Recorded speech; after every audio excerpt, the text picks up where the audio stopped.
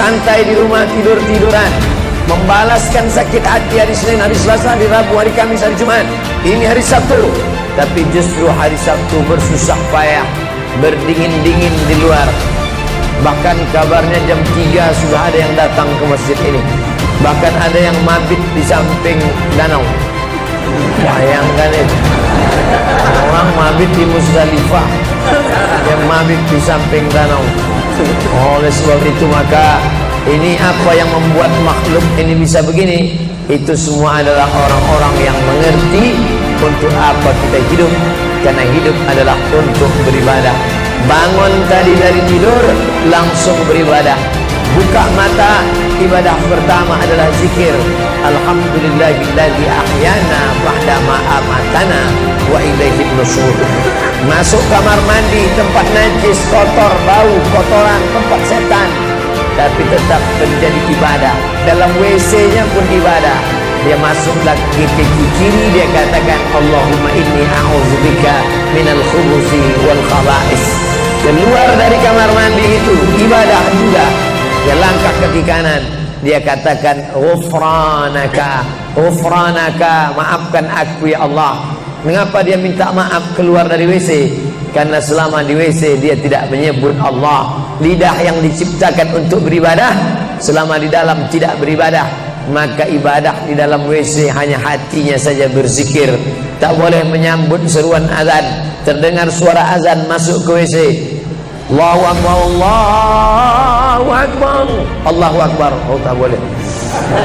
Tak boleh mengucapkan salam. Assalamualaikum. Nabi diam. Assalamualaikum. Nabi diam. 3 kali diucap Nabi diam.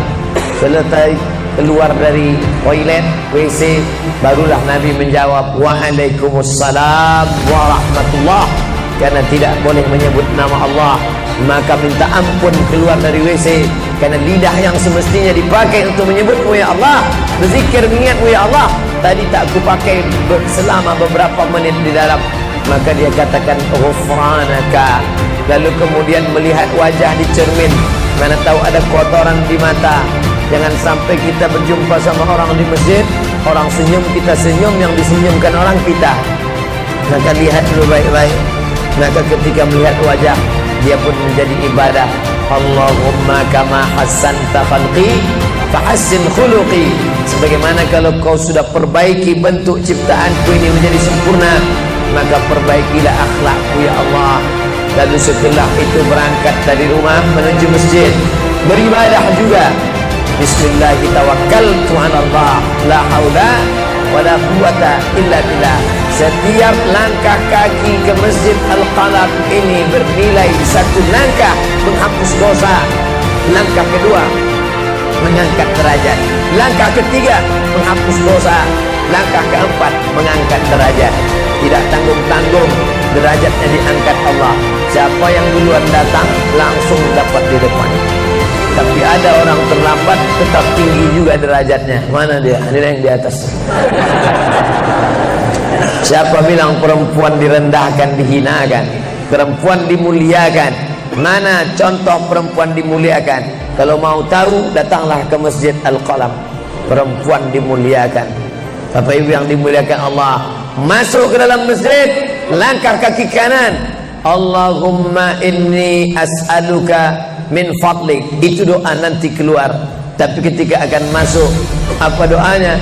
Allahumma ya Allah, iftah li, bukakan untukku abwaaba rahmatik, pintu rahmatmu. Bernilai ibadah.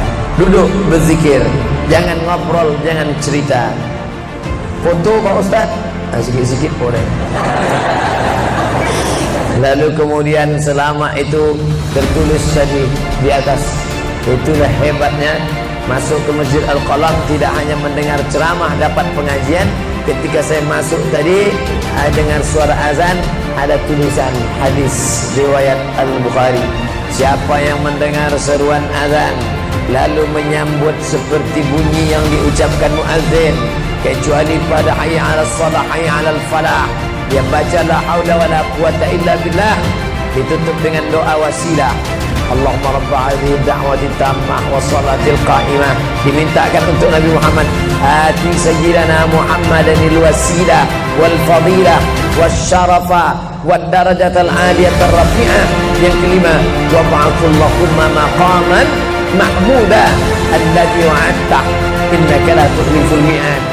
Maka kata Nabi, halal lahu syafa'ati yaumal qiyamah, layaklah dia mendapat syafaat di hari kiamat.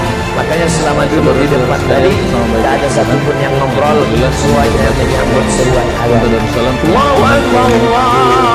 Kalau di desa ini, dusun Jono, alhamdulillah kami tidak yang selamat pada hari ini.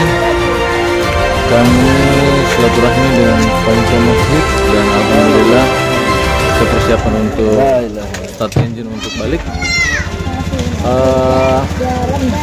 Kami harap dengan kunjungan kami ke masjid-masjid ini kita diberikan istiqomah terus, bisa senantiasa untuk mengingatkan saudara-saudara sekalian untuk selalu senantiasa menjaga sholat, karena tegaknya Islam dimulai dari sholat dan kita mulai dari masjid. Alhamdulillah kita sudah melaksanakan salah satu kewajiban kita dengan berjamaah. Untuk saudara-saudara sekalian sesama biker, kami di channel-channel media sosial kami dari YouTube, Instagram, dan Facebook, termasuk TikTok. Nanti kami sertakan di bawah video agar bisa dibantu untuk kemaslahatan umat untuk penghasilannya. Sekian, assalamualaikum warahmatullahi wabarakatuh.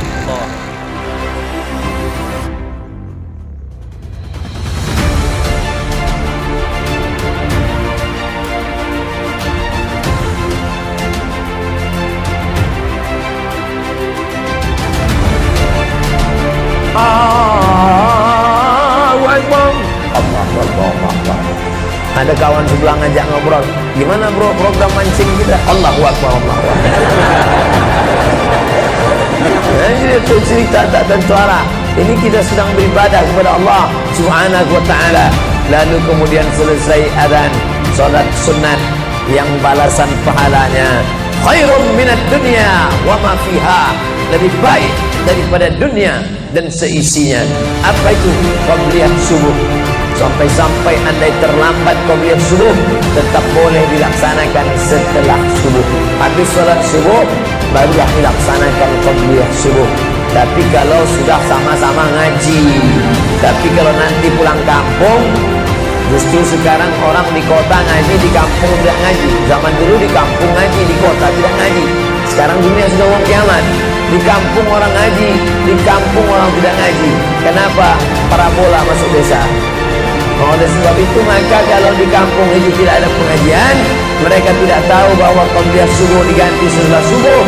Nanti pas mau bulan puasa pulang kampung, jangan qabliyah subuh setelah subuh, karena nanti begitu mereka lihat, loh apa tuh, sejak tinggal di Bekasi ikut aliran sesat.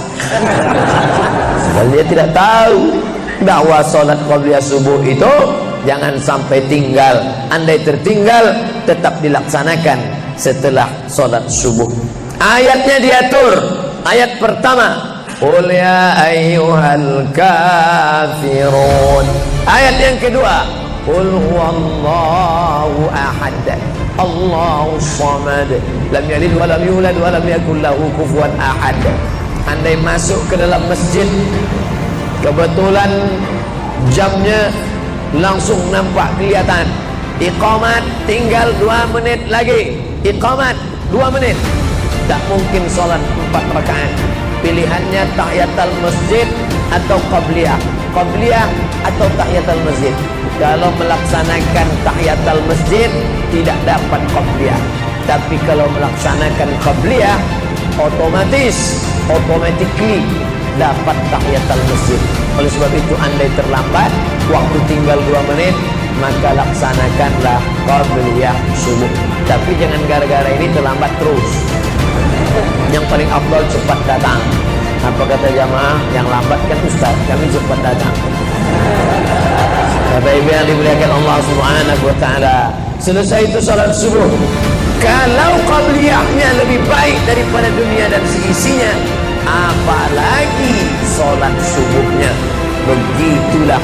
Kalau qabliyahnya saja yang pendek ayatnya lebih baik daripada dunia dan seisinya, apalagi salat subuhnya. Lalu pahala salat subuh itu apa? Tak ada yang tahu. Makanya kata Nabi, "Lau ya'lamuna ma fil 'atamati was subhi", andai mereka tahu pahala salat subuh berjamaah, la atauhuma habwan, mereka akan datang ke Masjid Al-Qalam walaupun merangkak. Habwan, lumpuh, sakit kakinya, dia akan datang. Kursi roda tak ada, yang mendorong tak ada, datang dia ke masjid ini walaupun merangkak. Kenapa mereka tidak datang? Karena mereka tidak tahu. Kenapa mereka tidak tahu? Karena mereka memang tidak cari tahu dan tak mau tahu. Dan sampai masanya mereka nanti akan menyesal saat melihat orang-orang mendapatkan balasan. Muttaqiina fiha 'alal araik, mereka duduk di atas kursi-kursi istana surga, tersenyum melihat orang-orang yang dulu tak peduli pada salat subuh. Mudah-mudahan kita semua istiqamah insyaallah. Jadi Ustaz, kalau hidup ini cuma untuk ibadah, sholat, masjid, baca Quran, zikir, gimana kami mau mencari nafkah? Gimana kami mau buka ruko? Gimana kami mau bisnis? Gimana kami mau tanam kelapa sawit? Gimana kami mau proyek batubara? Gimana kami mau ternak ikan? Ini mesti difahami bahwa ibadah itu dibagi dua. Satu namanya ibadah mahdah, pure, original, murni, tidak bercampur dengan apa-apa. Yang satu lagi tidak ibadah tapi bernilai. Nah, ini mesti dipahami. Bapak yang masuk kantor dari jam 8 pagi sampai jam 4 sore itu ibadah. Karena kalau itu tidak ibadah, habislah waktu kita. Makanya yang bekerja niatkan ibadah. Sehingga kalau istrinya nanya, "Mas kok lama pulang?" Ibadah nih mah. Tapi jangan gara-gara ini di kantor itu ibadah, lalu ketika azan di masjid kantor berkumandang, hayya 'alas shalah, dia terus ketik, "Mas, ayo ke masjid." Enggak, ini pun juga ibadah. Kau ibadah aja ke sana, tapi ibadah di sini. Itu juga enggak benar. Karena ibadah itu dibagi dua. Satu yang murni, pure, tidak bercampur dengan apapun, namanya ibadah mahdah, salat, baca Quran, zikir, iktikaf. Tapi ada satu lagi, tidak ibadah, tapi kalau diniatkan dia bernilai ibadah. Termasuk ibu-ibu yang hamil 9 bulan 10 hari, itu ibadah. Kalaulah 9 bulan 10 hari itu tidak ibadah, betapa tidak adilnya Allah. Masa kita yang duduk-duduk di masjid dapat pahala ibadah, dia yang muntahnya, yang ngidapnya tak dapat ibadah. Tadi malam begitu sampai di airport langsung SMS masuk, "Ustaz, keluar dari pintu berapa? Ini ada perempuan ngidap mau ketemu." Saya keluar dari pintu 4, kami sudah standby di pintu 4. Lantai berapa? Lantai paling atas. Oke. Sampai di sana lihat perempuan tidak pakai jilbab, pakai celana jeans. Saya udah mau marah. Ini kenapa? Mohon maaf Pak Ustaz, non muslim. Astagfirullah. Rupanya non muslim hamil ngidam mau jumpa Ustaz Som. Mudah-mudahan anaknya jadi anak soleh. Ya, Allahu Akbar. Bernilai ibadah. Lalu yang dapat pahala dari itu siapa? Dari mana ibu-ibu hamil muda itu tahu saya? Kenal saya di mana? Padahal dia dari Jawa, saya dari Sumatera. Ternyata ada orang beribadah yang tidak kita sangka ibadah. Tidak ada rukun, tidak ada syarat, tidak ada wajib, tidak ada sunat, tidak ada makruh, tidak ada mubah. Apa ibadahnya? Ya ini, merekam ceramah ini. Merekam ceramah ini ibadah. Memoto itu ibadah. Bayangkan resiko tukang foto. Saya sampai sekarang tukang foto itu resikonya nanti setelah tua matanya gini.